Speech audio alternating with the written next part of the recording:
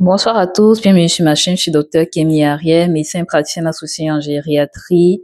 Et aujourd'hui, nous allons aborder une nouvelle vidéo qui portera sur comment investir et économiser en tant que médecin étranger en France. Je t'invite à liker mon contenu, à commenter pour m'encourager et à partager avec d'autres collègues afin que nous soyons beaucoup plus nombreux. Je précise que je mettrai en commentaire le lien Google Form du formulaire pour le coaching des EVC de gériatrie 2026.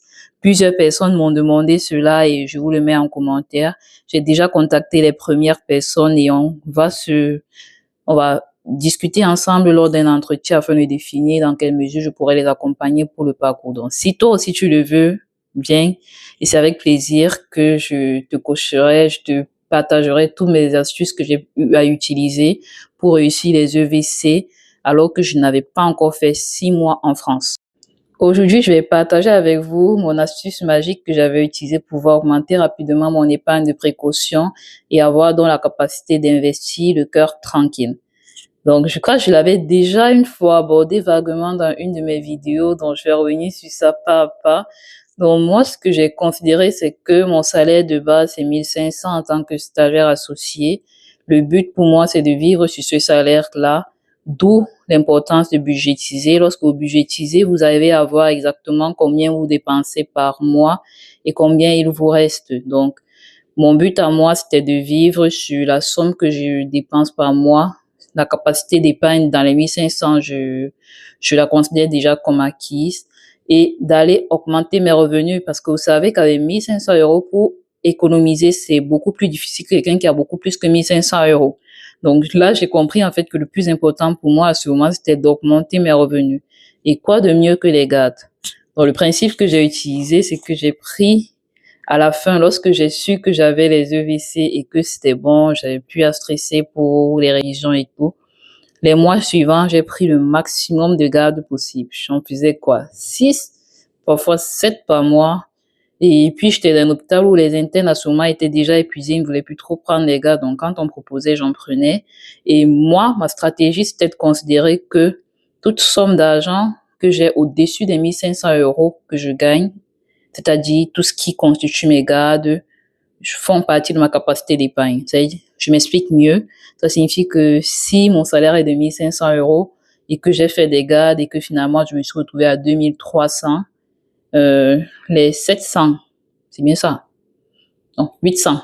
Les 800 euros supplémentaires font d'office partie de ma capacité d'épargne. Je les mets directement dans mon livret A.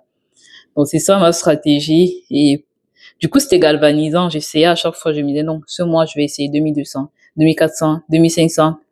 C'était épuisant, ça, je vais pas vous le cacher, mais c'était galvanisant. Et vous imaginez, lorsque j'ai 2500, ça fait quand même 1000 euros d'épargne de plus sur un mois. Ce qui fait que quand c'est comme cela, très vite, vous atteignez votre matelas de sécurité. Très vite, vous atteignez cette sécurité psychologique-là, ce confort-là, et vous pouvez commencer à investir. Un autre élément hyper important que j'essaie d'utiliser, c'était de toujours me payer en premier. Ça signifie que lorsque je reçois mon salaire, si éventuellement c'est 2300 comme l'exemple que j'ai pris, ça fait que j'ai déjà 800 qui font partie d'office de mon épargne de sécurité. Et étant donné que j'ai déjà budgétisé et que je sais combien dans mes 1500 je peux économiser, ces 200 euros, je les mets directement dans mon compte épargne. Et du coup, pour le mois, je n'y touche plus. C'est considéré comme épargné et je n'y touche plus. Donc, je me paye en premier et le reste d'argent, je vis sur ça.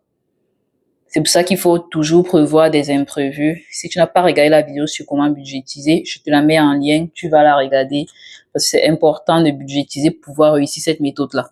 Bon, j'espère que j'ai été un peu claire. Je sais que c'est un peu flou, mais si vous avez des questions, posez-les en commentaire et puis je vous expliquerai un peu mieux. Mais en gros, c'était ça ma stratégie. Tout ce qui est au-dessus, c'est considéré comme une épargne. Et puis, en fait, jusqu'à présent, c'est la même stratégie que j'utilise. Tout ce que j'ai au-dessus, c'est considéré comme beaucoup plus investissement actuellement parce que j'ai quand même déjà mis mon matériel de sécurité que je voulais en place. Et puis maintenant, j'utilise cette somme pour investir plutôt. Donc là, je viens de terminer mon astuce magique. J'espère que ça pourra aider quelqu'un. Si tu aimes ce genre de contenu, tu likes, tu partages avec d'autres collègues afin que nous soyons beaucoup plus nombreux. Et dans la prochaine vidéo, on va commencer réellement à aborder les investissements. Je pense qu'on va parler de où investir, dans quoi investir, du délai, des objectifs en investissant et tout. Et c'est ça. Donc, si ça t'intéresse, reste connecté. Je posterai les vidéos par à part rapidement. Je fais au mieux. Je n'ai pas forcément le temps. Et les montages, c'est loin d'être mon fort, mais je fais de mon mieux pour pouvoir essayer de vous monter quelque chose. Même si c'est pas le top du top, je fais de mon mieux. Donc, s'il vous plaît, likez, commentez pour m'encourager. Parce que parfois, je suis fatiguée, j'ai pas forcément envie de monter les vidéos. Mais quand je vois des commentaires hyper gentils, très sincèrement, ça m'encourage. Je ne demande pas qu'on me paye pour ça, mais juste un gentil commentaire, je pense que ça fait du bien. Ça réchauffe le cœur de lire et de savoir qu'il y a des gens qui écoutent et pour qui c'est vraiment utile. Donc, c'est tout ce que je demande, un gentil commentaire. Maintenant, si vous n'appréciez pas aussi, vous pouvez commenter. Moi, ça me dérange pas, mais je veux bien savoir, avoir une petite idée de ceux avec qui je discute, de ceux qui regardent mon contenu. Sinon, c'est trop bizarre, en fait. Bref, je m'arrête là. Je vous souhaite une bonne journée et à bientôt pour une nouvelle vidéo.